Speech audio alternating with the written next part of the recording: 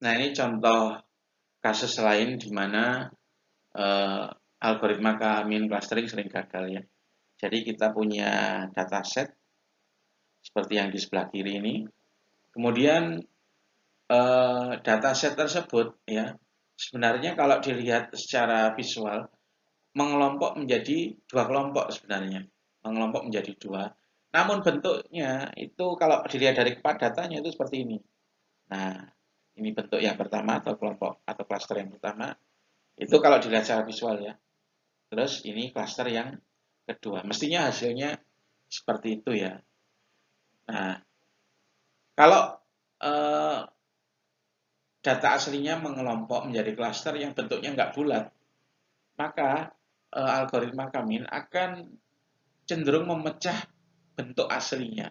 Karena K-mean itu cenderung membuat klaster yang bentuknya bulat-bulat. Ya. Jadi untuk hasil dari K-mean clustering, nah, di sini ini centroid yang klaster pertama, centroid klaster kedua. Nah, ini menjadi klaster pertama, ini menjadi klaster kedua. Jadi kalau saya ulangi lagi di sini ya. Jadi ada beberapa kasus di mana algoritma K-mean clustering itu gagal untuk memberikan hasil cluster seperti yang diharapkan ya, diharapkan oleh user. Yang pertama kasusnya ialah kalau klasternya secara alami atau secara visual itu dilihat, kalau kita lihat itu ukurannya beda-beda. Ada yang besar, ada yang kecil. Nah, K-mean clustering itu cenderung untuk memecah klaster yang besar. Terus kasus kedua itu di mana kalau data setnya aslinya itu kalau dilihat secara visual ya itu membentuk beberapa klaster yang kepadatannya beda-beda. Ada yang padat, ada yang renggang. Ya, nah di sana K-mean clustering gagal juga. Terus yang ketiga, untuk kasus di mana datasetnya itu secara alami kalau kita lihat secara visual itu memiliki klaster sendiri yang bentuknya tidak bulat. Jadi misalnya seperti ular. Nah, kalau kita menggunakan K-mean clustering pada kasus seperti itu biasanya K-mean itu akan memotong bentuk asli, bentuk aslinya. Jadi yang seharusnya ada klaster bentuknya seperti ular gitu akan terpotong menjadi dua. Karena K-mean itu cenderung membuat klaster yang bentuknya bulat.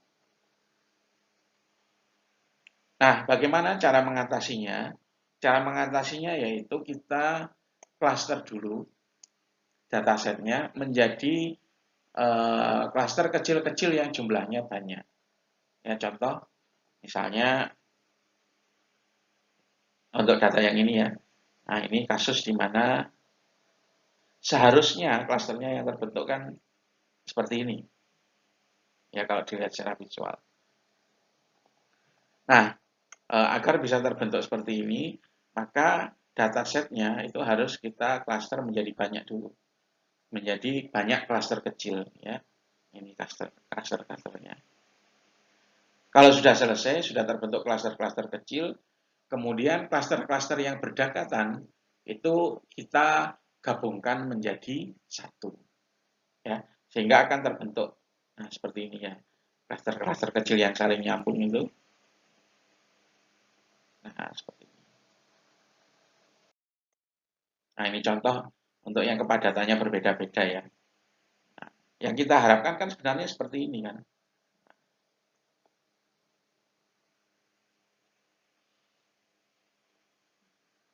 Seperti ini. Nah, agar terbentuk sesuai yang kita harapkan, maka datanya harus dipecah menjadi banyak klaster-klaster kecil. Kemudian klaster-klaster kecil yang berdekatan, kita gabung menjadi satu.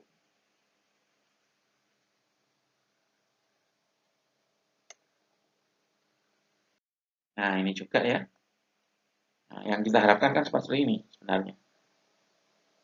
Nah, kita pecah-pecah dulu. Nah, kemudian klaster-klaster yang saling nyambung atau berdekatan, kita gabungkan menjadi satu.